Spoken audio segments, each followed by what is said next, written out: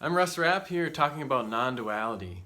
Recently, in one of my videos, I had a comment where someone said, in this day and age, it's essential that human beings understand non-duality. God and no God are the same thing. So I just wanted to talk a little bit about that comment in this video. And I think with any idea or concept, there's always some aspect to it that is true, and maybe part of it that's maybe not as true in all situations. And I think that it kind of depends on your perspective on it. So I wanted to start off talking about kind of how I see that being pointing to a truth, because I think the sentiment behind it is accurate. And the idea of non-duality is it's kind of talking about that space in between all things, that openness that allows for freedom. And so I think when you're talking about it being essential in these times to understand non-duality, you're really pointing to that idea of realizing that we're connected. And so this sense of separation where we fight against each other or have stress internally, you can help kind of get through that. And I think, God and no God, I think, it's kind of, what is that saying? Turtles all the way up and turtles all the way down. I think there's some truth on some level as how that gets defined, because really, if we want to talk about the other aspect that maybe, depending on how we look at that comment, what our perception, what our background is, what our beliefs are, we can take that and make that something that's maybe truth in a small t sense that's limited. And because when you talk about no God and God, really comes down to how you're defining God. And so many people, depending on what time they live in, what culture they live in, what family life they were brought up on, what their personal beliefs are, they may see that the definition of God in a completely different way. And so I didn't want to get into that, but that's where I think, depending on how people are perceiving that message, may see that in a different way. And then the idea that it's essential that people understand non-duality. On the one hand, you never really can understand fully, in a human sense, what non-duality is talking about. I mean, it literally means not two, but what does that mean? It's when you think dualistically, when your mind is always left, right, hemisphere, up, down, left, right, all of that stuff.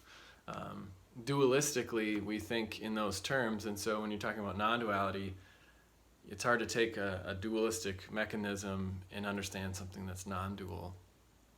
And so that understanding of non-duality is never really achieved. You can kind of point in that direction, and it can be a way that people can find peace, and hence, these videos that I make.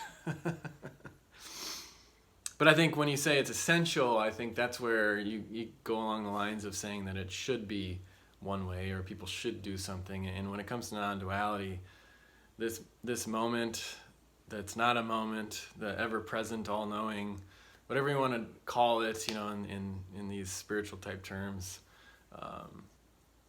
it's always available anytime, anywhere. And so it has nothing to do with what's happening or what we're doing or spiritual growth or development. That's not what it's talking about. And so it doesn't really care about essential. It doesn't care about what you should do or what you shouldn't do. But it got me to thinking, because I did, back in, I think, 2012, I started working on a framework, kind of, I guess you could call it sort of like an integral political ideology. And a lot of it was kind of borrowed from Ken Wilber, if you're familiar with his work. We're talking about human development stuff. But I think what was missing was, and I think he wrote a book on integral politics, which I didn't read, but I think what's missing is that people don't understand the framework that they're in, and so they see others as being opposites, and instead of really finding compassion or empathy towards others and relating to them and understanding where their mindset is, it becomes, as you know, if you're on Twitter or watch the news, there's a lot of animosity against people that you don't agree on or agree with. And especially right now, I think concepts, ideologies, and beliefs are are what people see as a threat because we're in the informational age. So I worked on this whole idea, and the basis of it was kind of many hands make light work.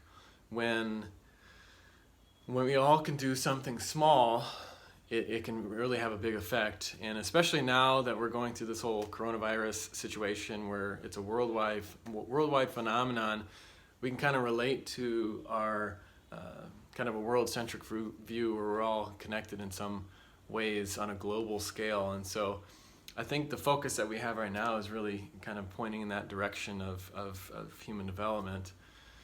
And so I think we're thinking in bigger terms. Our world has gotten bigger because we're all experiencing the same thing. And so I think we can take that concept of many hands make like work, and if we're creative enough, we can kind of find great ways to add positivity into our world. And so I'm going to share that.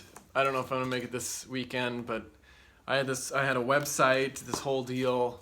I think to put it in kind of practical terms, let's say, a certain percentage of the whole world donated $1 to a particular cause or whatever. That would be so much money, and it would be something that's focused enough where you can see the change happen. And so sometimes when you think big picture world stuff, you kind of get overwhelmed, like, well, how do we make change on a global scale?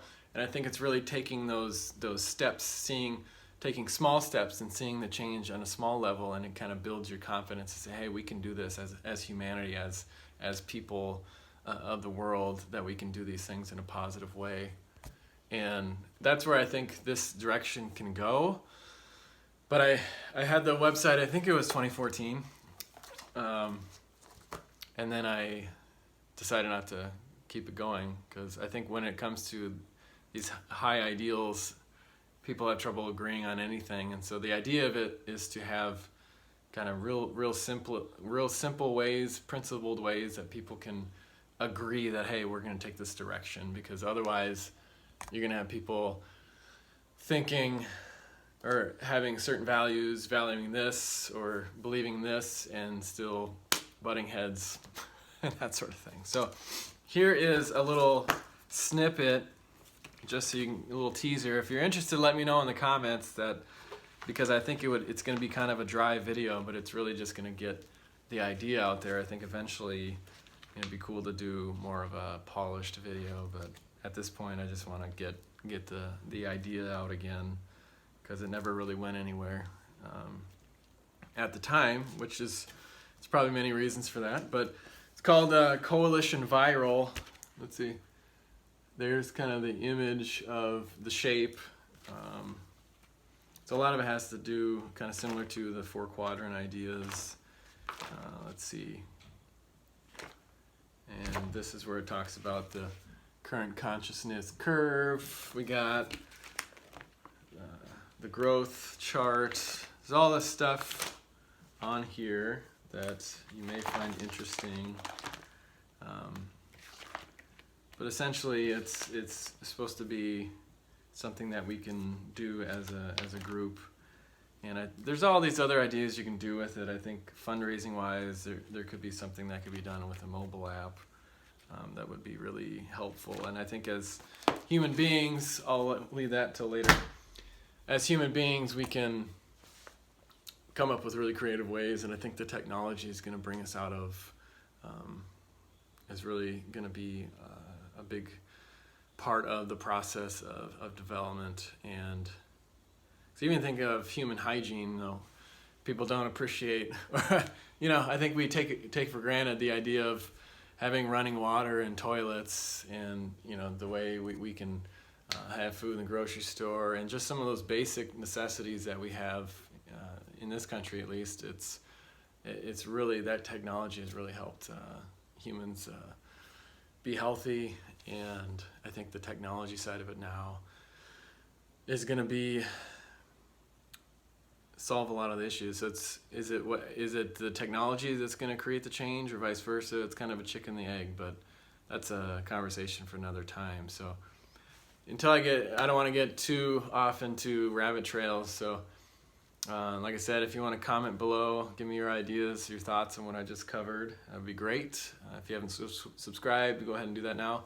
And until next time, peace.